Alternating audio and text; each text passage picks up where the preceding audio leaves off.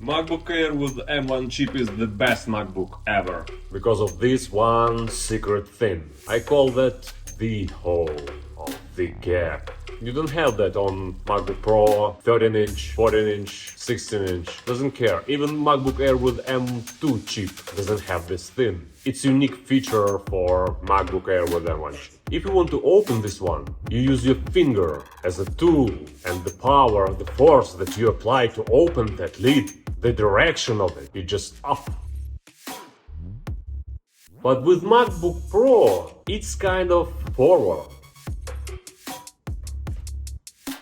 Let me tell you something. It's like when you have a big, huge dick, and your girlfriend said, "Oh, it hurts," and you, okay, let's use a finger first. But in this case, it's kind of you're having sex with your laptop. But I don't want to have a sex with my laptop. I want to have a sex with my girlfriend, with a human being, with something alive.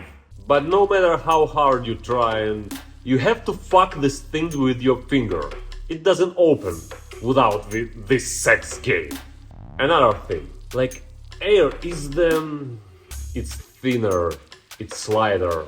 You cannot enjoy heavy things, like oh it's so heavy. I can protect myself with this thing, with this piece of shit on the streets. Just a little bit thinner, just a little bit lighter, but it's insane how good this is. When I put MacBook Air in my bag, I feel like I'm Michael Jordan, like I can fly, I can slam.